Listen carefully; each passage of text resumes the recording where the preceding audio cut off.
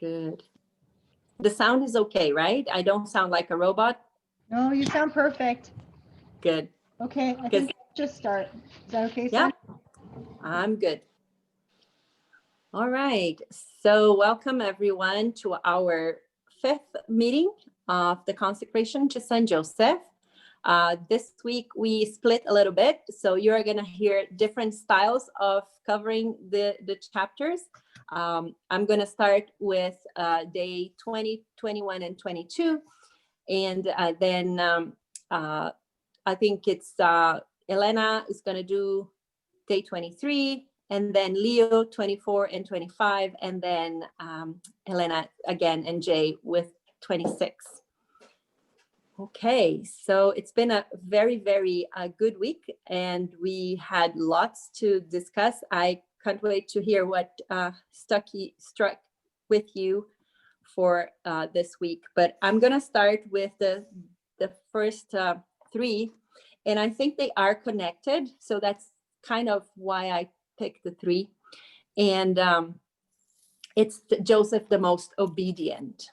And I always thought about what he mentioned here about laws. I always think about the traffic laws, how it, instead of limiting us, it gives us freedom to get to where we need. And everybody gets to where they need if they respect laws, right? Nowadays, we have this thing that because we don't trust our government and we don't trust people in leadership, we have this thing about obedience being something sometimes even bad, right?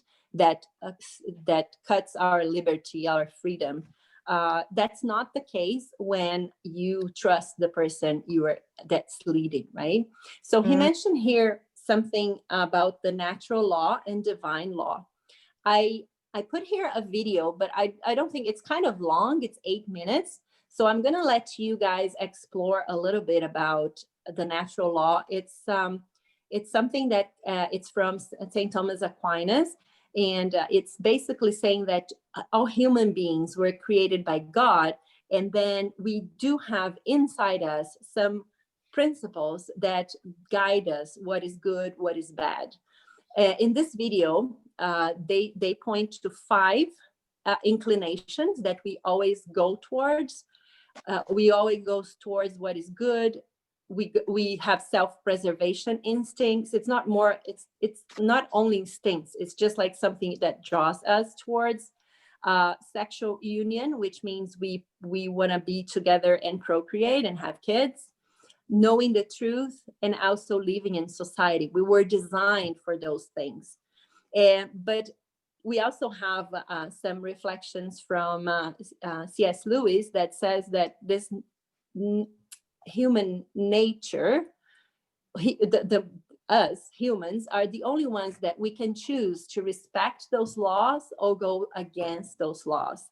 So that's where some people discuss and have an argument. And actually, this is from his book, Mere Christianity. It's right on chapter 1. He discussed about natural laws. And I thought it's so interesting because if we follow those laws that we were designed to, this is what gives you freedom. It doesn't limit you. But because of the broken world that we live in, we think that law block us, but it's actually, when created by God, it gives you freedom. And Joseph was the most obedient. We go again to the most, right? Remember that only Saint Joseph and Mary can be said about most. And he was the most obedient. And obedience requires trust. The lack of trust on the part of our first parents, Adam and Eve, led us to where we are in a broken world. And Mary and Joseph were the opposite. They first of all trusted Mary with her yes, and Joseph with his yes. So I really like that chapter. I'm going to go to the next one. because I also found something interesting that he mentioned that Saint Faustina also had a encounter with Jesus. Of course, she had encounter with Jesus, but she also had with Saint Joseph a vision, and actually he helped her through lots of trouble, because people, when she said she had visions of Jesus, of course people thought she was crazy, and she went to Saint Joseph for protection. And I actually found it's a short video, so I'll let you guys see this one, about what she wrote about her vision with Saint Joseph. I found it very interesting. So if you want to play, I think if you go.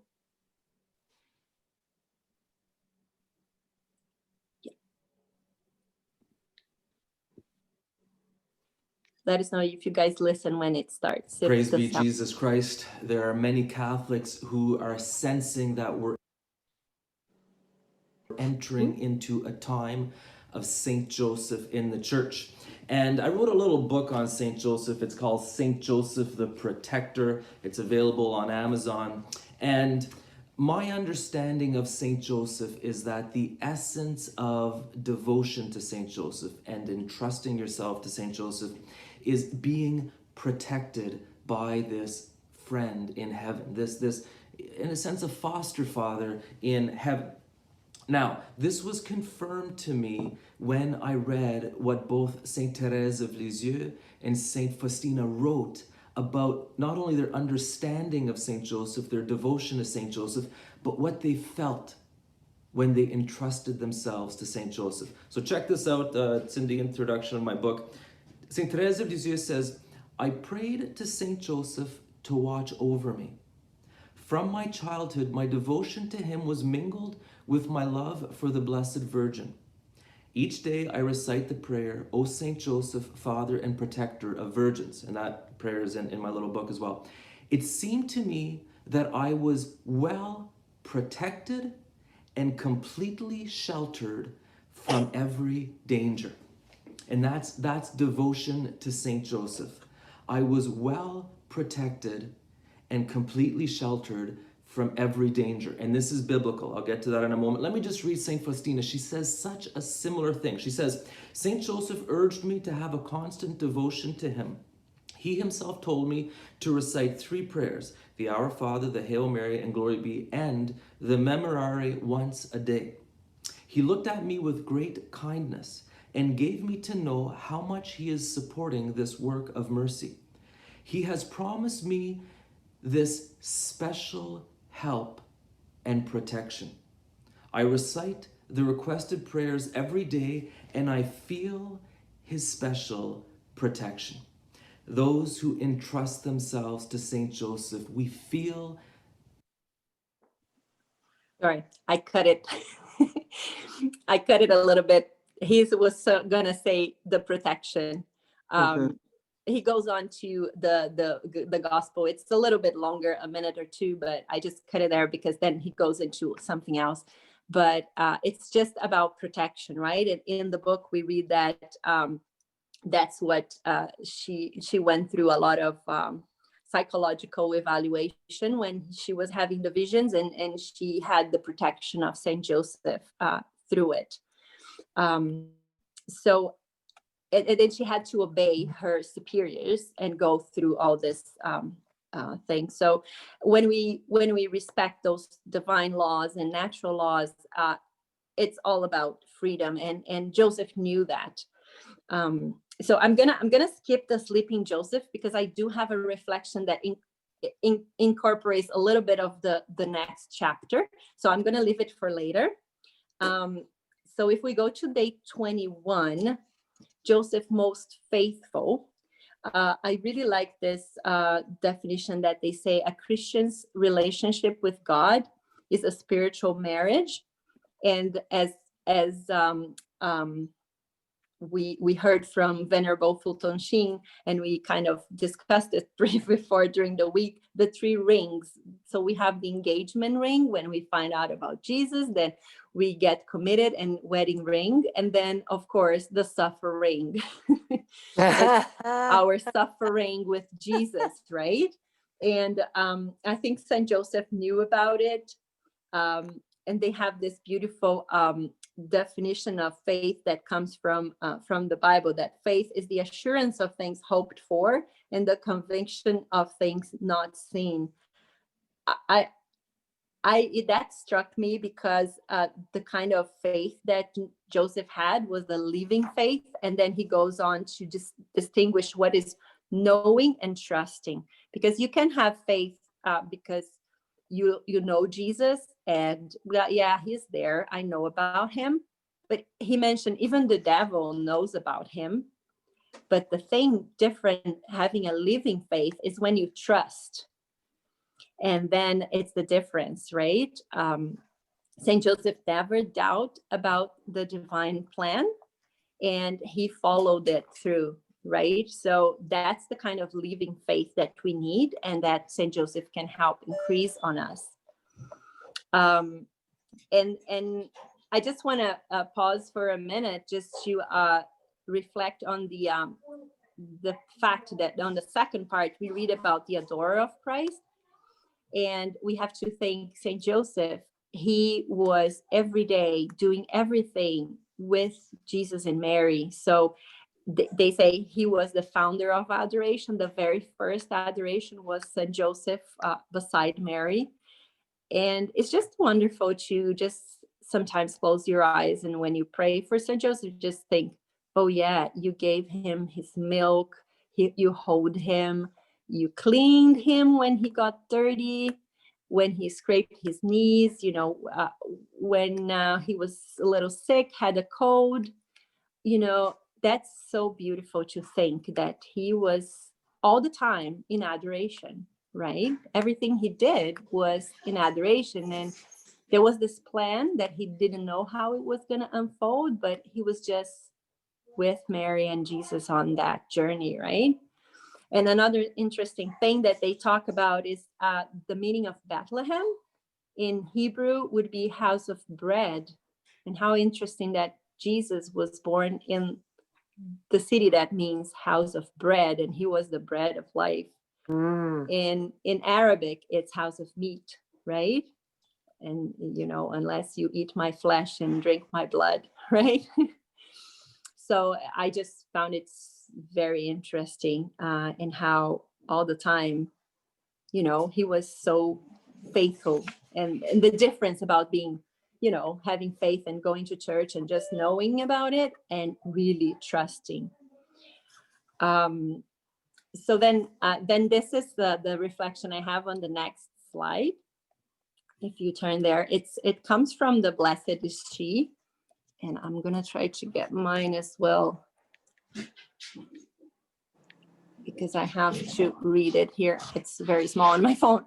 So I'm gonna read it for you. Sleep implies trust. Not only was Joseph able to receive God's astonished plan, but he received God's plan through the precarious means of a dream. He trusted the message, and he trusted the means in which God gave him direction. Joseph's trust indicates his strong faith and his deep intimacy with the Lord. Joseph knew it was the Lord speaking to him. He was familiar with God's voice in his life, which means he must have had a deep, consistent prayer life. It's not enough to just rest, either spiritually or physically. We must know who we are resting with, or rather, who we are resting in.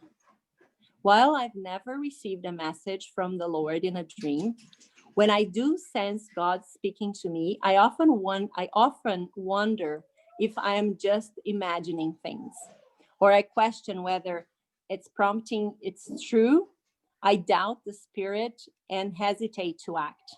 Yet, Joseph awoke assured, ready to respond.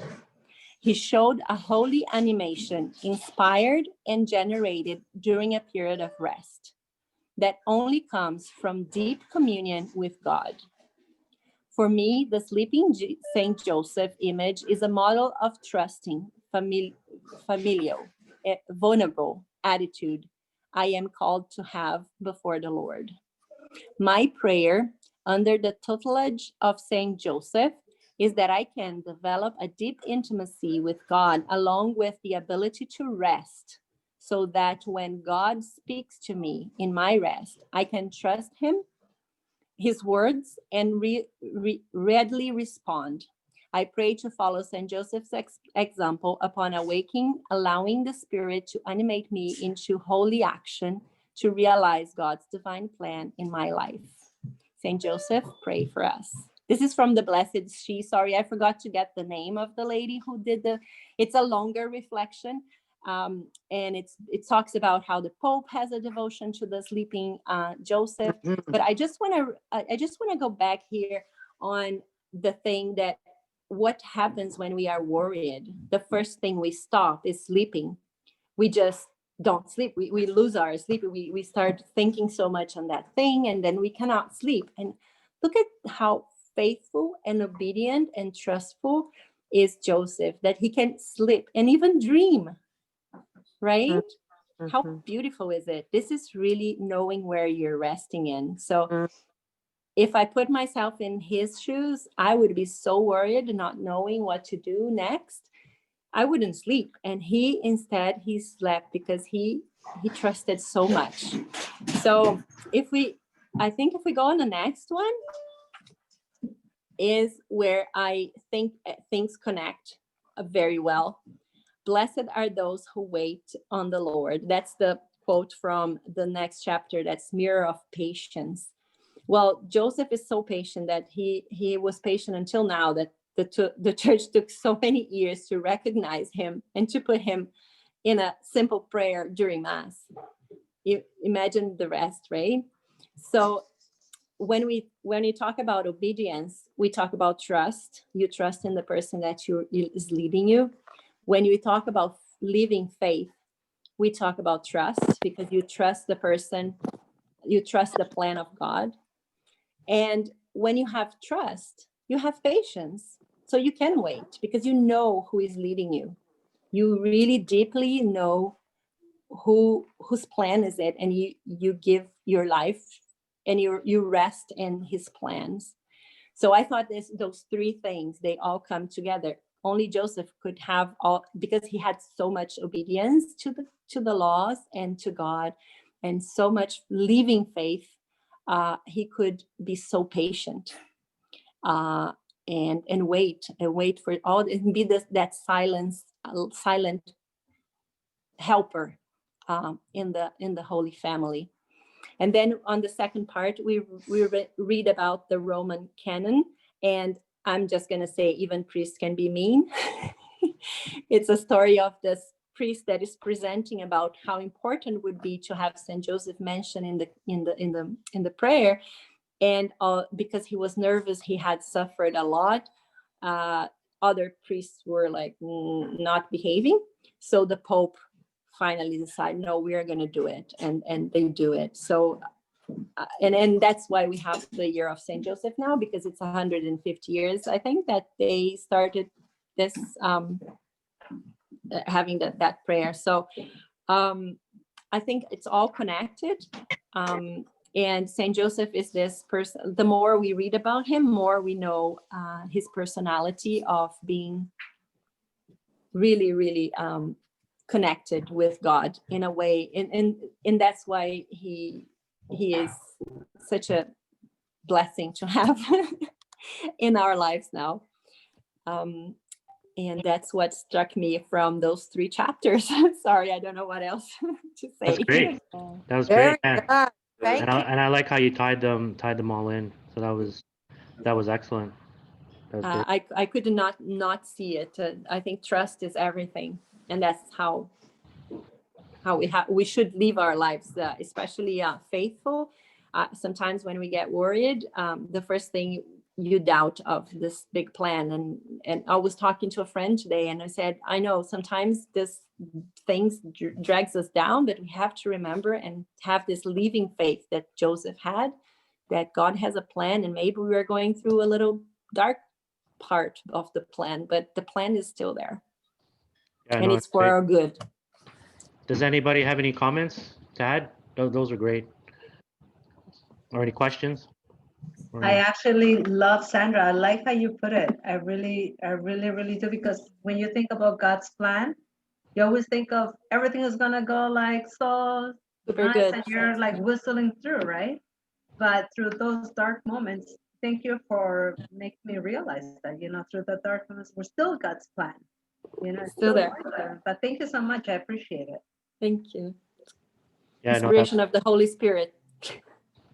yeah, absolutely. So day 23, we looked at the lover of poverty and how Saint Joseph is the lover of poverty. And I love the first, one of the the verse that they use here from Matthew, like, blessed are the poor in spirit, for theirs is the kingdom of heaven. And as I was going through the book, and I also watched Father Calloway, um, you know, it talked about that God doesn't want us to be poor, right? I mean, obviously we need money to live, we need that, but the message here is to not be attached to these things, to detach ourselves from the worldly things, right?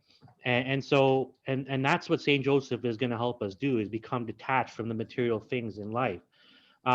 So we need to set our minds on the things above and not on the earthly things. And we could talk about so many um, different different verses in the Bible that we've run across, right, over the years, like, those who will be first will be last, or it's easier for a camel to go through a needle than for a rich man to enter the kingdom of heaven.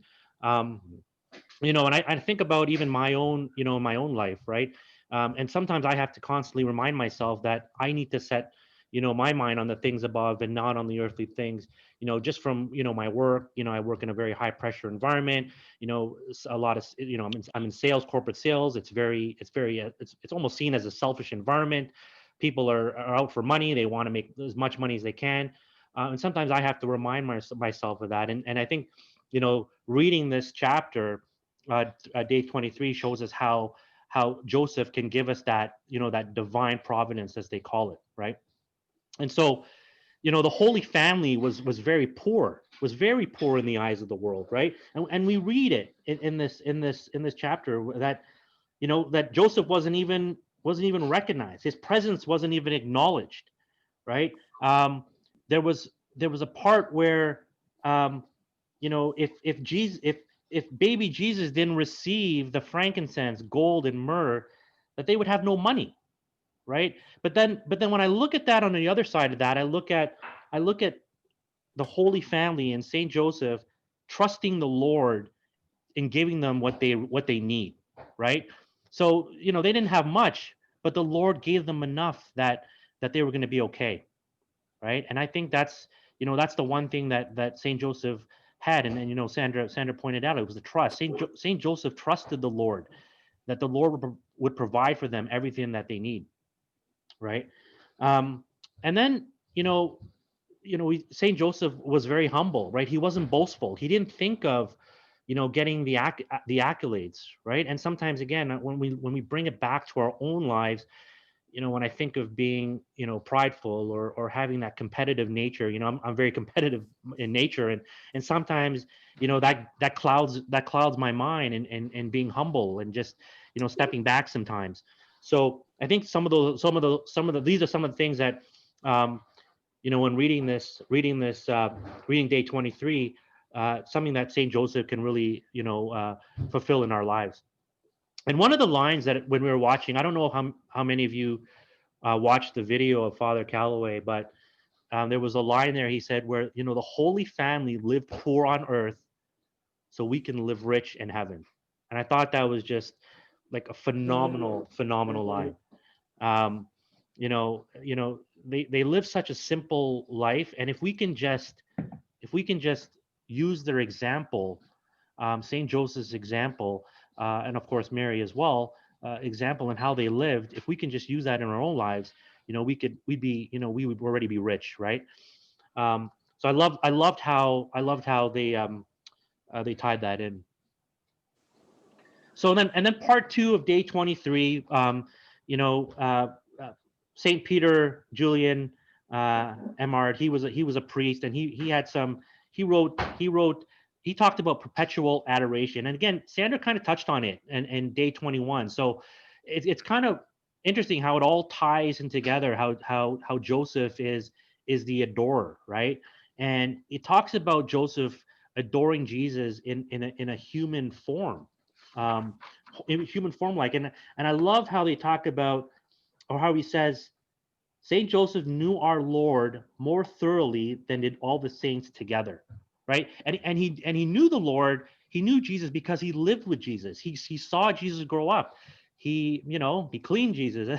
he was there for all the moments of Jesus's life as Jesus was growing into his ministry, right? And that I found that very powerful. And so so we find Saint Joseph as the perfect adorer, entirely consecrated to Jesus, working always near Jesus, giving Jesus his virtues, his time, his very life.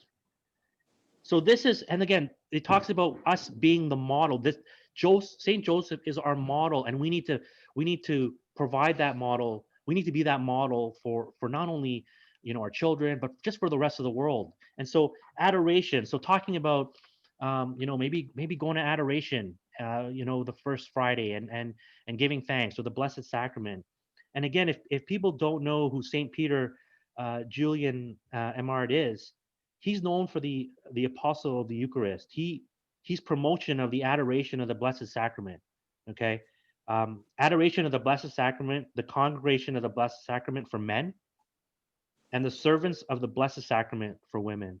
So again, we can use Saint Joseph as an example, as our model, as a perfect human model, alongside obviously Mary, to enrich our lives, right? And again, I love how, and again, from Sandra's day 20 to 21, 22, and then 23, it just, and then as we keep going, right, it just ties everything together. And I just think it was great. It's been great. I'm just going to add a little bit on the adoration, Jason. It's just not just adore, like looking at Jesus, but he was acting with Jesus, right? Yes. So we can go to adoration as much as we want, but if we are not good with our neighbor and service, so it's Right. both, right? It's the adoration to fill us up, and then the actions to, that's what Joseph did with Jesus, right? He cleaned him, he told him how to work, and I think that's what the adoration means in a broader sense, not just. Yeah, absolutely. And just to just to backtrack a little bit and touch base on when we talk about poverty and the abundance of just having money, it's and I love how Father Calloway put it. Look, it's okay to have money. It's okay to have wealth, but it's what you do with it is what counts, is what matters, Exactly. right? And when you have it, you need to share it, right? And there's so many great examples. Like I don't know if you guys know of Rick Warren.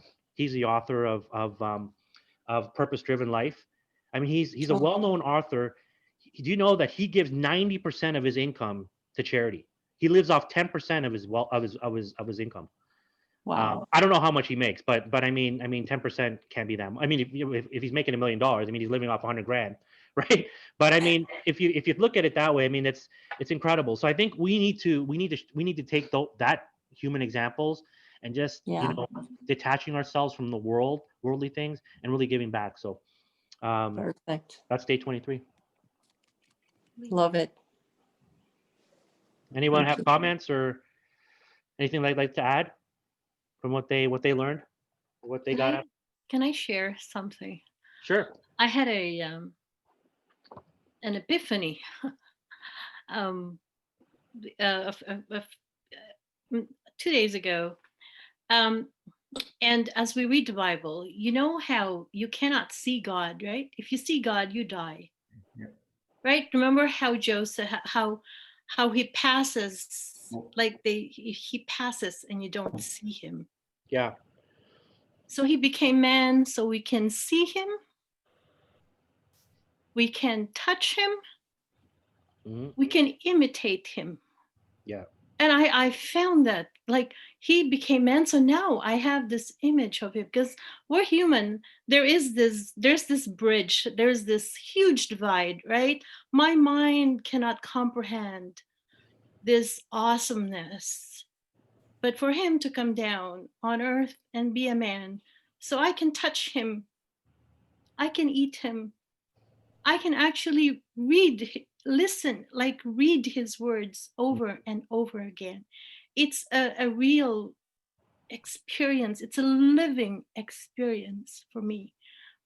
And then if you think about your child resembling his father, and I'm thinking, if I look at Jesus, is that how Saint Joseph is? We don't have much in the Bible about Saint Joseph, but I mean, the way your son walks is like his father. The way he talks, I mean, he picks up all the good and the bad, right? That's the image of your dad. Like, what do they say? The apple does not fall far from the tree. Sure. Yeah. And so I'm thinking, if I look at Jesus, is that how Saint Joseph was? And in my book, I just started writing. I like thinking, is that who we should look at? I mean, like, yes, he's such a great model for obedience and all this stuff, but I think it's much more. I mean, we look at Jesus, and he raised Jesus, the personality. Of course, Jesus is divine, but he's fully human as well. And I cannot discount what Saint Joseph's Yeah. role and contribution to this awesome man that we call the Son of God. Yeah. No, that's great. And thank you for sharing it.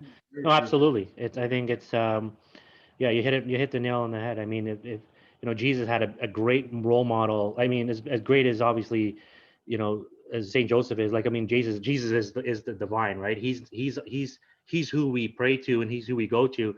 But just imagine, learning from Saint Joseph. I mean, I can't even, like I said, I can't even imagine it. And I know I've talked about it. Just how could one, like, how could a human being like that just love someone so much, where he gave up everything, it's amazing. It's amazing.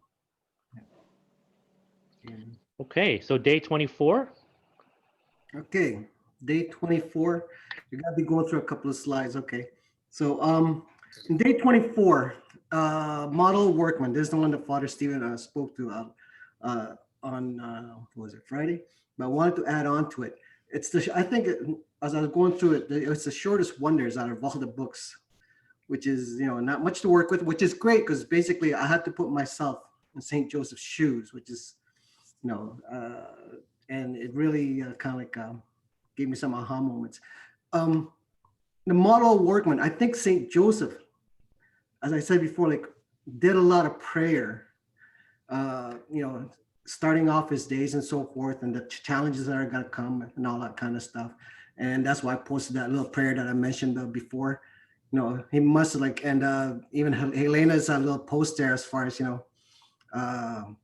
was that St. Joseph's prayer, just stepping outside the front door and just kneeling down in front of God and just praying and how his day was going to start and the challenges he's going to come across and how he's going to deal with it. I think that's part of being a model workman and so forth, right? But not only that too, but like St. Joseph was given this skills, this craft and so forth to build things, right? And I think as he was building it, being constantly thinking about God and being thankful to God and all, he's thankful, the gratitude he had for the gifts that he's been given and how, what to do with those gifts and so forth, right?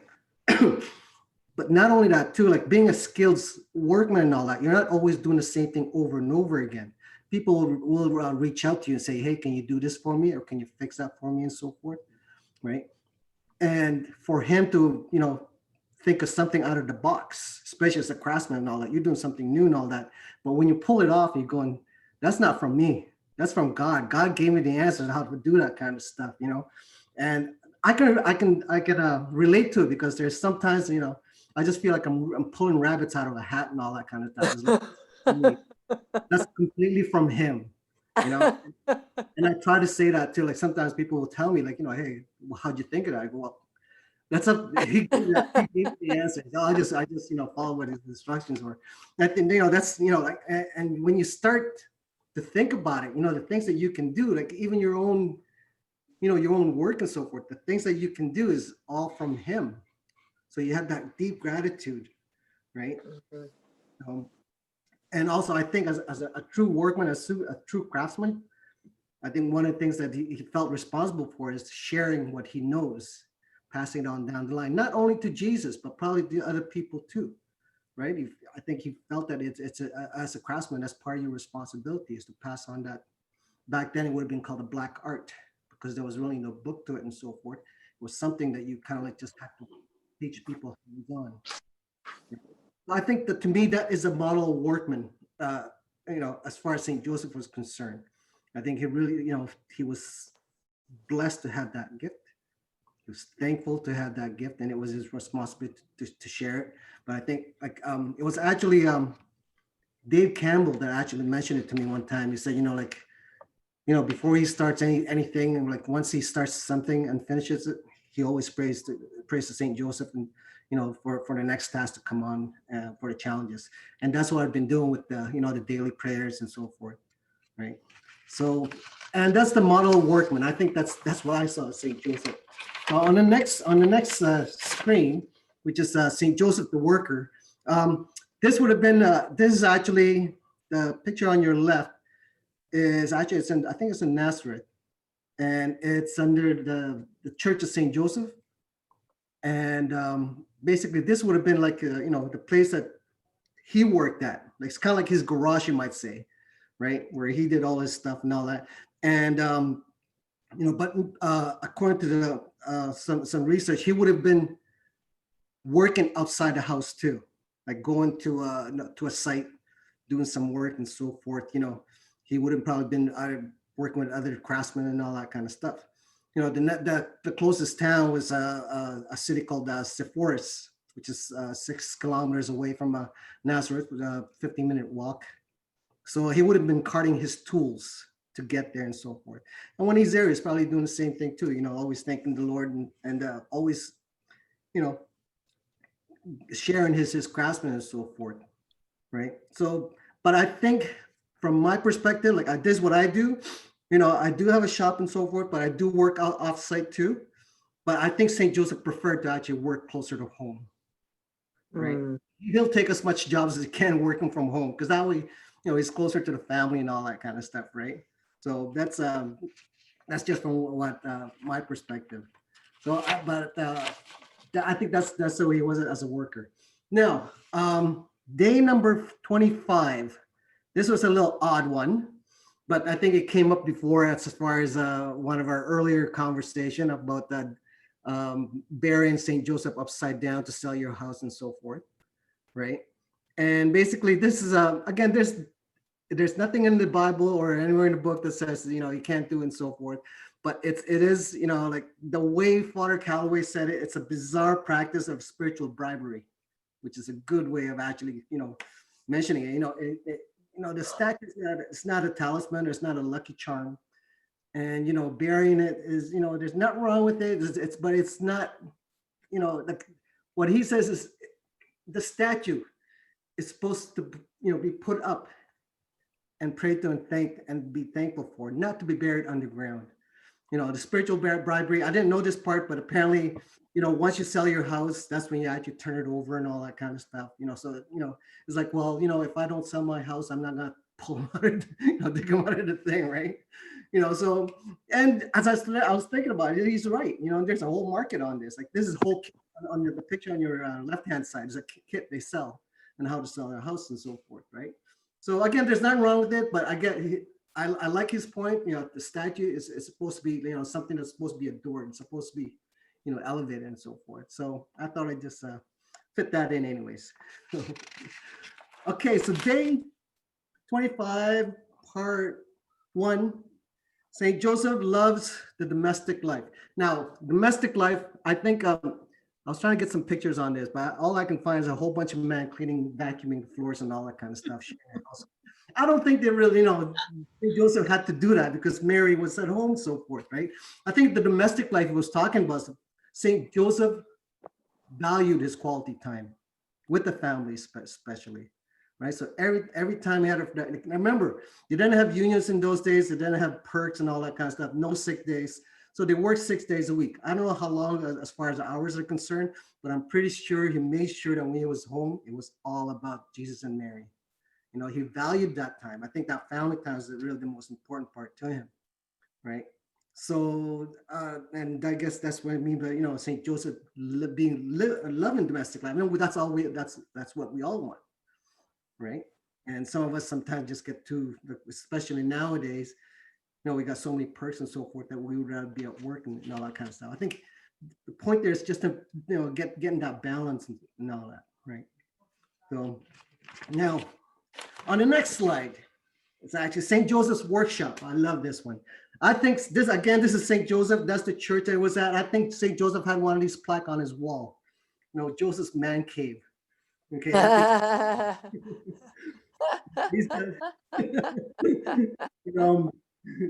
he's got all these rules in there and all that kind of stuff. I think that's, like this is his place, like where he was happy, kind of thing. Again, I think he worked a lot more from his garage, you might say, because that way he got a chance to actually, spend more time with especially with Jesus and so forth. And this is actually now this church. I mean, this what do you call it? This workshop is not really. There's no evidence that it actually is St. Joseph's, but what it is they dug it up from the, I think, 17th century, the Crusaders era and so forth, and that's how they kind of like they assume that it's actually St. Joseph's. But that's a pretty big man cave, I'd say. So it's pretty cool. So okay, so next slide. The next slide. Okay, St. Joseph. I mean, Jesus would have been known as Favor or Favre Filius. I don't know if I'm saying that right, but it's basically a Latin word for craftsman or a builder, right? So he would have been a son of a craftsman, and so forth. So he would have been a son of a builder. Okay, so, but I think during this time when he's working in his workshop, he would have taken this opportunity to actually teach St. Joseph while he's young. Now, I try to relate myself because I do this with the boys right now. And basically, like I try to take the opportunity to, get their hands dirty and all that kind of stuff as far as, doing all the little things. As you can see, there's Christopher there. You'll give them little projects, to get them get familiar with the trade and so forth. And I think I heard a story one time that someone said, like you can just imagine St. Joseph working on a table and all that kind of stuff. Jesus comes along, what you doing, Daddy? Right? I'm building a table, right? Can I help? Sure. So he'd go on and all that kind of stuff. So here is Jesus building his table and so forth. Mary calls Jesus. It's almost the dinner time. Go wash your hands and all that. And Jesus and Joseph comes out, takes out all the legs again, straighten it all out, all the mess up that kind of fix them all up and all that. Because I do the same thing. I challenge the boys. Okay, build this for me and all that kind of stuff. And okay, it was all right and all that kind of stuff. But as soon as they're gone, I kind of like have to fix it all up, kind of thing. So that's that's the way I picture it, right? On the third picture, I think having a shop, a workshop at the house, I think Jesus would have brought over his friends and say, "Come on over, let me show you what I can do," and all that kind of stuff, right? And this is where he kind of takes the opportunity to share his craftsmen again with other boys and so forth, right? So he would probably get them all together and it's like, here, let me show you how it's done and so forth and all that. On that scene there, Brandon and his friends, I was teaching them how to change brakes and so forth, right? So, St. Joseph probably had a broken wheel on his cart. He'd get the boys to, hey, get in there, let me show you how it's done and fix it for me, right? So I picture as St. Joseph starts getting older, as Jesus starts getting older and so forth, Jesus started to know more about the trade, right? But it's not only the trade, but remember, I think in the book, he said he made it by a general contractor or something like that. I'm not sure if that's where I get the source from. But, as a general contractor, you got your own little, you got to make your own little side deals and all that kind of stuff. And I think Saint Joseph pulled Jesus into those kind of things, because I see it like my son is 18 years old, and I get him involved as far as decision making and all that kind of stuff.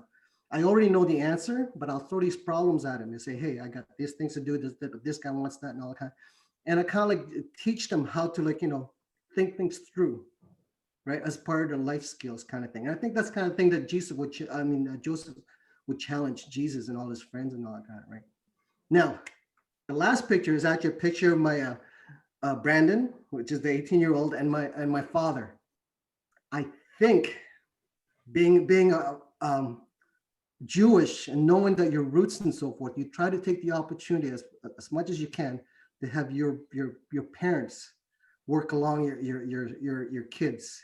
That way you get that connection with them, right? And I think again, I'm just trying to picture everything, because again, I only had like one page to work with from the book, right? So I kind of like have to imagine things. And basically, I think in Matthew, they said his lineage was from Jacob, and from Luke, it was his father was Heli. Again, there's two different stories and where who his father was and so forth. But I think he would have taken this opportunity to say, hey, let me get the grandfather and the son, to get connected. So that way, Jesus would know his roots. He would know who his grandparents are and so forth. I think Saint Joseph was, especially coming from a Jewish family. I mean, we've all been reading the Bible. Now we know that the lineage was very important. It's like as smart as it was, it was all in there. And I think that was something that they kind of like entrusted with their kids. Like, this is where this is what it's all about. Yeah. So that's what day 25 is all about, right? And as far as day 23, going back to Jason and Helena, I'm going to bring up, I said I was going to post a question at the very end of the consecration, but I think this would be the best time to actually do it. But I'll finish, I'll wait till you finish your part. Okay. Any questions?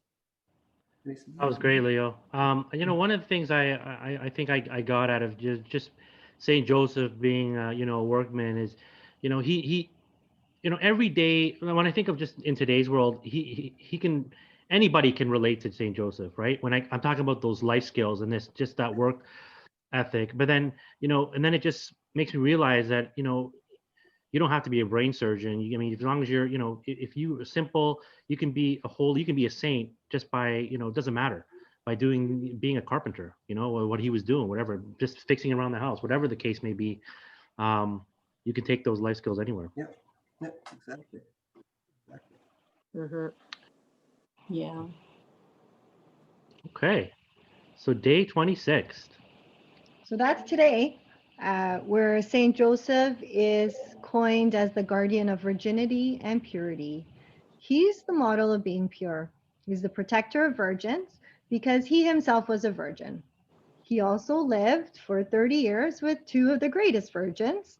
So Saint Joseph would understand that virginity is a treasure. Pope John Paul II is also known for saying a couple of things in this area, because oftentimes we're confused and we think of somebody who is a virgin as perhaps someone who is not loved or doesn't feel loved. And that confusion often comes from our culture. It comes from the stories that are being told to sell products, to sort of sell a lifestyle. And Pope John Paul II, at one point had said, virginal affection does not mean hands off, stay away. What it means is come close. Let me hold you. Let me honor you. I will never violate your promise to God. And if we were to think of men, young men, older men, women, as having that expression where they honor the promises that the other has made to God, how different our society would be. And Mary and Joseph were truly the first witnesses of what fruitfulness looks like, and very different than that comes from flesh, because the fruitfulness that they experienced was what came from the Holy Spirit. And we ourselves are being asked to be fruitful, but not always just fruitful from our bodies, but also to experience that fruitfulness that comes from the Holy Spirit. And so oftentimes we think, well, this doesn't apply to me, I'm married. And we would almost take that a step further. That purity belongs to everybody. It's important that we see that our bodies are holy and they're made in God's image. Every single person who's on this Zoom call today can demonstrate a piece of God that no one else in the world will ever be able to demonstrate. What that is for every single person is very different and unique, but they're the only ones who can show that about God. And when we start to think about that, we start to see that our body is a gift. It's created by love to receive God's love. And it's also, our body is meant to be a gift. So to give love back to God and to live in community with one another. So when we look at our bodies, we're meant to love as Jesus loves. And if we remember, Jesus gave up his body for us. And so, from a practical sense, what does that mean?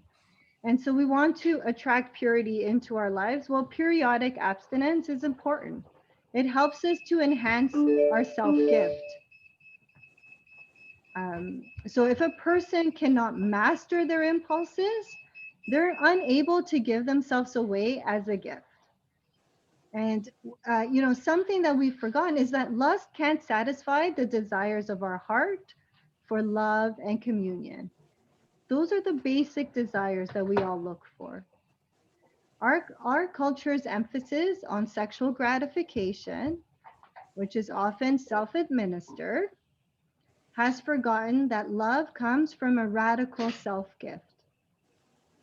We need to always be on guard. There is a war against our soul. There is a war against our body's ability to generate new life. The devil hates women because they bring new flesh to God.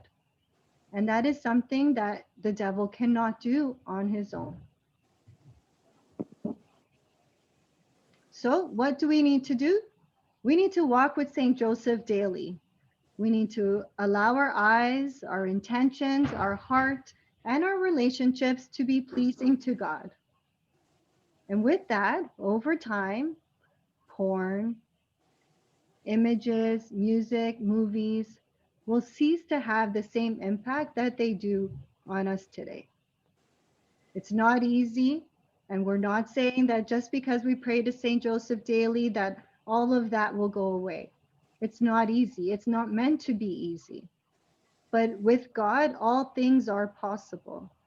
And if we can put our trust in God, we know that his graces will help us to overcome these desires that trick us into believing that we can get fulfillment through it. So what does that mean? Does it mean like, okay, it's just Christian music, just Christian movies, that's it? I can't watch any other movies. And that's not what we're saying at all. Right? That's not it at all. But you do need to pay attention to what you're exposing yourself to. What are those lyrics from that really popular song? What organizations are we supporting with the purchases that we're making? What St. Joseph is asking us is to make firm decisions. And there's a lot of organizations that do not support our Catholic beliefs. And I thought I'd bring a couple of them today. So the Starbucks founder came out at one of the shareholder meetings and said that anyone who supports traditional marriages should not be buying his coffee. Quite a bit of food for thought there. He had made a decision that same-sex marriage was a belief, was a position that Starbucks was going to honor. And he feels that if you don't like it, go somewhere else to get your coffee. Then we look at Converse, Nike, Pepsi, Pfizer. They're all very large donors to Planned Parenthood. So all that St. Joseph is asking us is that we too can make a stand to be pure in these areas. We need to be informed. We need to make the world a better place for the next generation. And it means by doing that today in the small little movements, the small little steps, how we invest our money. So St. Joseph loved, loved, loved consecrated virgins, so much so that we have an example of what he did for some nuns in 1878 when they had built this chapel, and there was a choir area at the top of the chapel, so it's about 20 feet high, that the architect and the builders couldn't finish. So they couldn't build a stairway to go up to this choir area just here at the top of your photo. And the reason why they couldn't finish is because the builder had actually died. And so it left the nuns without having an area where they could go sing. And so they were in desperate need to be able to find someone who could build a stairwell for them, because this ladder, this 20-foot ladder that they had to climb in their full habit, was just scary, and it wasn't safe. So they prayed a novena to Saint Joseph to find someone who could help them to build this stairwell. And on the last day, a carpenter appeared at their door and said that he could build a stairwell, but he had one condition: he would need to do it alone. And so this carpenter was able to do it, and he completed the stairwell within 3 months. And so what you're seeing on the right-hand side, actually, let's see, it'll come up shortly, is what the stairwell looked like after this carpenter had made it. And so what we see is that there are miracles that were attributed to the staircase. One of them is that the identity of the carpenter is not known. So once the staircase was completed, he disappeared. The nuns were not able to find him. They did not know who had completed it, put an ad in the paper, and didn't have any luck. This was a spiral staircase. It's 20 feet high. It's got 2 full 360 turns going up, and yet it has no center support. It also doesn't contain any glue, no nails, and it's kept together using wooden square pegs. They also found that the wood, the spruce wood that these stairs were made from, is so unique that it's only found in Israel. And most recent, they found that the staircase is made of 33 steps, which is the age of Christ when he died. So the question then turns into who could have made these stairs? And everyone knows that it had to be Saint Joseph. You know, when you pray that fervently to Saint Joseph, your prayers will be answered. But being such a humble saint, he's not going to do it with the accolades and with all of the attention that we often think. But he did answer their prayers because of his fatherly love for consecrated virgins. These gentlemen here, they're from a national carpentry group that had come to the chapel. I feel like it was like in the 1980s or 1990s. And they came to look at the craftsmanship and to sort of look at the stairs and sort of give their evaluation. And one of the comments that these carpenters had mentioned was that it would have taken, for a person to make these stairs today by themselves, it would have taken the person 1 to 2 years to be able to build this alone, because of the sheer complexity of what would have been involved. So absolutely incredible that, how beautiful St. Joseph is, regardless of who, there's so many old wives' tales or so many kind of like fables that they're trying to figure out who that person was. But regardless, we do know that when we do have faith, that Saint Joseph will work in his way, in his time, to be able to help support anyone who is faithful to him. So we do ask that, we pray to Saint Joseph to have him come to us, find a workshop in our hearts, and help us to find the new meaning of what the presence of God really is. Wow. Any thoughts? Has anyone heard of the staircase before? I think I saw a video on YouTube, but I couldn't remember the details. Yeah, all heard about it. I don't know where from. I don't know. I read about it somewhere. He read about it. Yeah. Oh, really? Wow. The craftsmanship is just amazing. Just Yeah. you have to get it, make it that strong. It's and out of square pegs and no glue and anything like that. That's amazing. That's craftsmanship. And Yeah. each of the steps, so each of the pieces of wood would have to be soaked in water for it to have that sort of bend in it to be able to make sort of that. Yes, exactly. And just the thought, so there was I was doing a little bit of research on it because I had never heard of the miraculous staircase before this. And I didn't really understand what it looked like. And then when you see it in pictures, you're like, oh Wow. my goodness, truly how beautiful it is. But there were so many times where they were saying that the carpenter would be sort of like in the chapel doing his thing, and he would be asking the nuns for buckets of water, and he would have them like all over the chapel with pieces in it. And I could just picture like these nuns, like, water. Just so cute how, it would have taken everyone to help out in their own little way to ensure that he had what he needed. But he did show up with like a hammer, a T-square, and like 2 or 3 different tools, and he put together the most incredible staircase. Wow. Wow. Yeah, so the railings and all that were put on afterwards for regulation purposes. That no one, basically Yeah.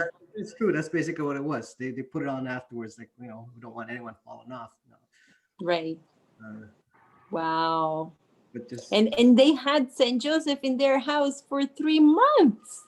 Whoa. Without knowing it. Mhm. Well, because he was so unassuming, right? He didn't make a big deal Wow. about anything. Mhm. Amazing. Absolutely beautiful. Mhm. Yeah. What a week we had of readings, eh? Yeah, it was great. Yeah, it was good. Yeah. The cavesman, the stairs. Whoa. What's And he left? could sleep. And he still sleeps. Yeah. So Leo, what are we're confirmed for Wednesday for Brother Gustavo? Yeah, I sent him the email. He said he's gonna go through it and so forth. And if he's got any questions, he'll contact you or I. And I think he's good with the time because I specified what the times were. If he needed to, but haven't heard from him. So I think I'll double check with him, make sure everything's good for Wednesday. So it should. That's awesome. So Do let's you just do want to join your the Facebook group or something where you are posting the Yeah. Verena, can you just send me your email and then I can give that to Leo to add you to the Facebook group? But do you need the email from my Facebook or do you need my other email? Whatever you use for your Facebook. Yeah. Oh, Yep. okay. Okay. Actually, I'll probably look you up and ask you to be a friend. Yeah, and then- what's your name on Facebook? How do you? My name think- Verena Brandt. Oh, My okay. It's the name. Oh, same. that's easy. That's easy. So I think, Or even Helena, you can add her on. I think as a Oh yeah? yeah, I think so. Yeah, I think I gave. oh moderator- yeah, because But I I can can also post. send you my email right now. Okay. But that's not my that's my Facebook email. I have for everything different. Has to be the Facebook thing. So guys, can we just take a few minutes just to talk about, so we're 7 days away from our consecration. We've got Wednesday, we've got Brother Gustavo coming to talk to us. And then Sunday is the feast day of the Holy Family. So on Sunday, we will do our consecration. But because of the lockdown, obviously things are going to be very different in how we're going to do that. So the ask, please, is if you haven't already, to please go to confession, just so that when you get to our consecration on Sunday, that you're at your best. Obviously, that's we want to be in a state of grace. There are many online masses. So if you could attend a mass on Sunday, whatever time, whatever works best for you. So the mass we won't be doing together. What we will be doing together is we will have a meeting at 8:30. So we will read the prayer together of consecration. Vlad and Father Mario will join us for that meeting, and they will give us a blessing, and then they'll also do a chat with us, so that we'll finish. It's a little bit different than how we did the consecration to the Blessed Mother, but based on the circumstances of the province's lockdown, we have to do things a little bit different to make sure that we're honoring the rules, right? We don't want to put anyone into a predicament. And to be honest, I don't think anyone wants a $700 ticket either. Technically, it's not I'll supposed pass. to participate in the Yeah. consecration, no, because I started late. No, well, I mean, there's nothing wrong with Verena with doing it. And then when you do your full consecration again, you're just repeating it. You could do it multiple times. There's nothing that says you only do it once. So we'll leave that up to you to decide if you'd like to participate or not. But that's the ask for Sunday. Is there any questions? Is anyone? No, I think it's good. Very good. Yeah. Thank For you. confession, now to be in a state of grace, I think I have to confess just before the consecration. It's like not even an hour before. Oh, man. Don't worry, we might have to go again. Don't worry. Yeah. I might have to go again for sure. If I do a week before, oh. Too cute. But And I can't recording. can I make a comment about our Christmas carol? Oh, yeah. I have music. Woohoo. So I have music, and I was chatting with Isabella earlier this afternoon, and I wanted to work with Isabella and Daniela on that first song, because I figured the kids can sing the first song, and then we can just sing and the only thing I changed, Sandra, was the first song. So if I can work with them, Helen, tomorrow morning or whenever tomorrow, and then I'll send the song to the track, because we have a track. I had somebody do the music, the piano. And then Mark I was working with Mark today with the key, because some of the key was a little too high. It was like, it's, you can't really sing 5 songs kind of in the same range. But anyway, we're gonna try. So I will send out a recording. You guys practice, and then maybe Tuesday. The only thing I'll need from you guys would be the voice and the video, and then Mark will just magically put them all together. And the video, do you prefer that we do it like this or like this? Like That's Straight. better. This one? Which way? Which way? Portrait. I think portrait. So if you are doing with a computer, it doesn't matter. But if you are doing on a cell phone, you can put the cell phone on the side or standing. We'll have to see how. Maybe what we should do is record on the same device, right? So if we're gonna use cell phone, Everybody uses so that the size of the square. I don't know if that matters, but if we can do that. It's okay. It gets adjusted to what we have a frame, right? Yeah, you have a frame. Okay. So do whatever. So what will happen is we will have the music with probably me singing so put it in your ear, put it in your earpod, in your ear, and then sing with me and probably the kids. Hopefully I can get the kids to there. And then, but only record your voice. Just the audio without the background Just music. like as I did with Olaf. And then that was funny. And then when do you need it back by, Marissa? Well, When whenever it would Mark, I Tuesday. think will take a day to merge this all together. Monday or Tuesday would be the best, I guess. So leave him for the Wednesday to do it. Wednesday is 23, right?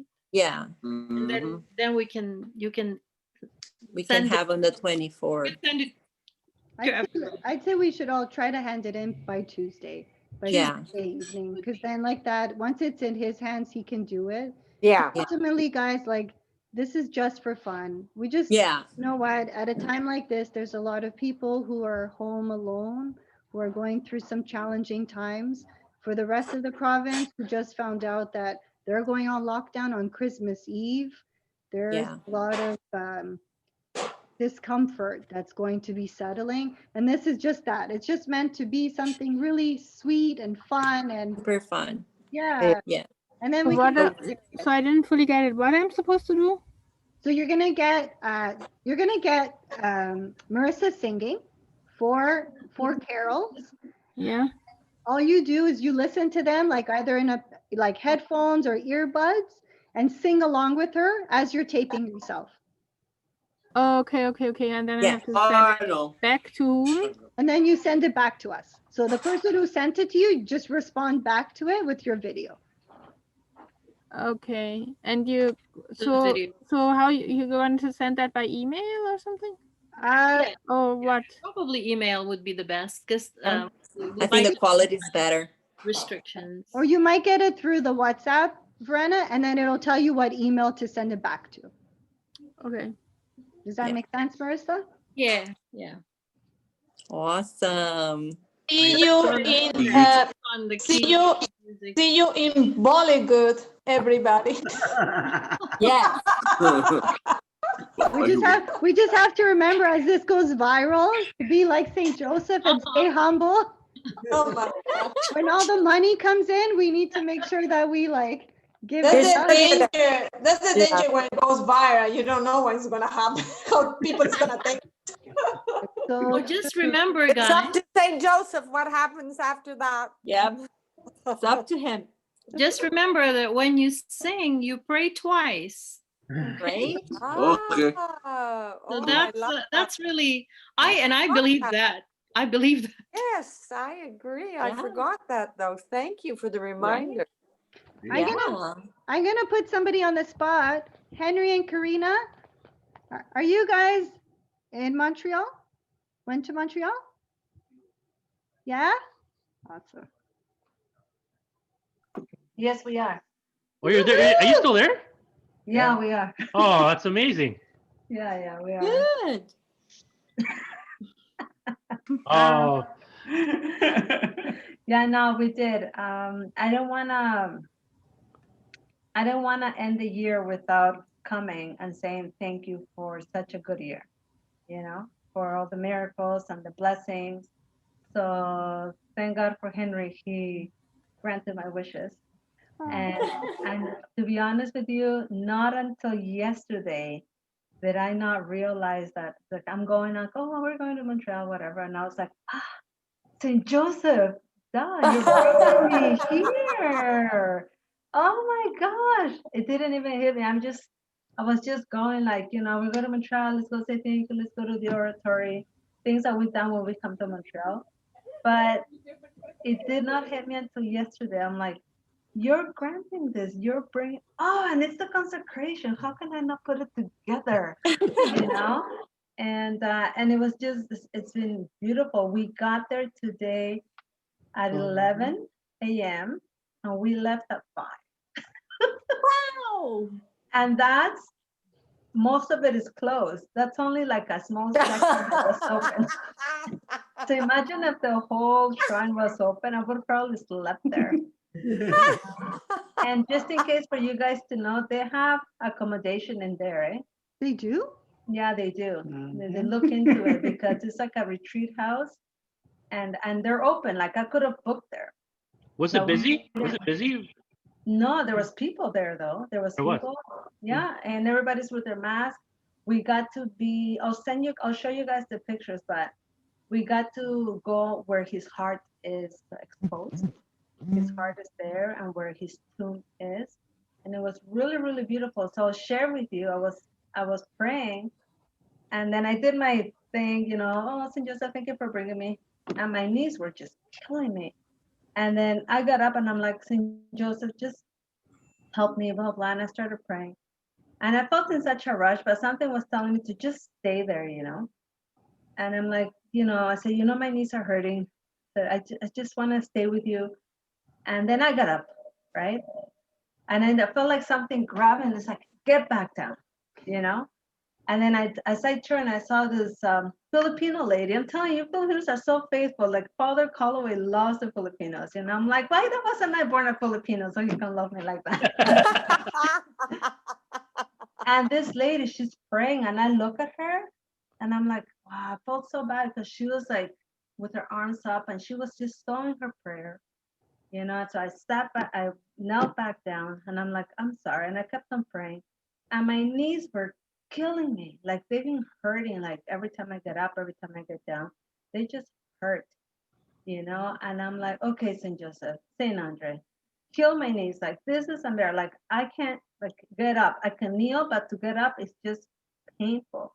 And as I'm praying, it's crazy, but as I'm like, just take over, I saw, that Cinderella, when the fairy godmother does that and she turns her into a princess. Yeah.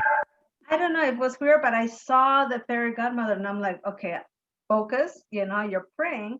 And I'm like, Saint Joseph, are you doing something? And Henry was behind me waiting.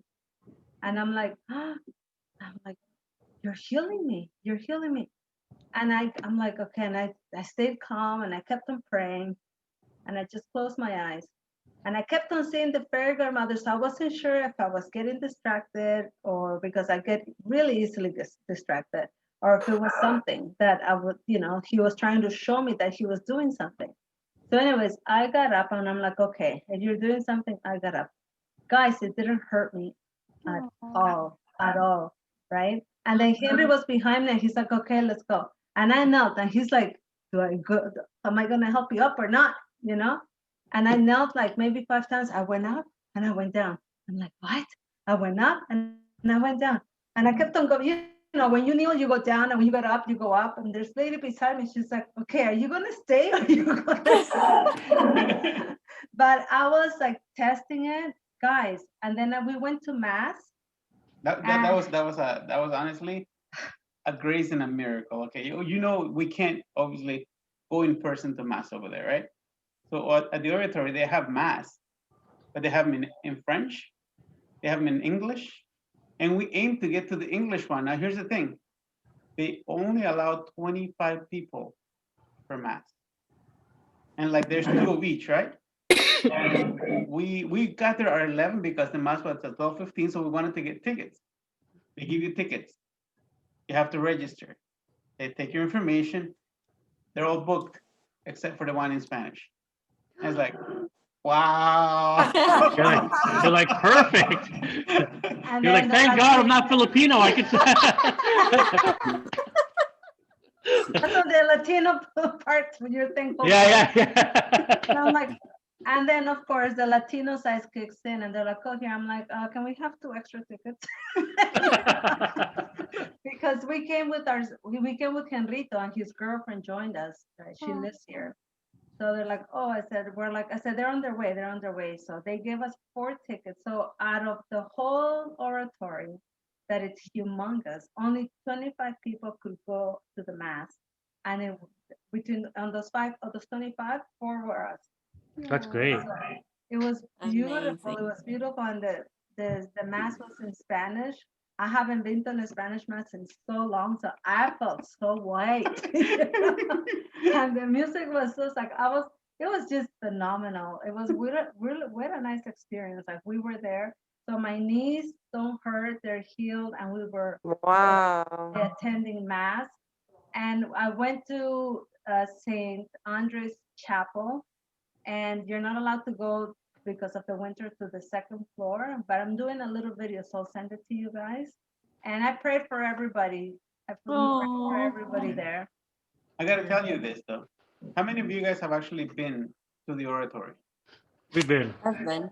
Yeah. Like we've been a few times. I gotta tell you this. This time around was very different. Very different because of the consecration. Because you're not coming in just to see, oh well, you know, it was St. Andre, and then he was very inspired to be very devout to St. Joseph. It's not about St. Andre no more. It's about you being devout to St. Joseph. So you get to see everything that St. Andre did for St. Joseph, and you actually see him everywhere.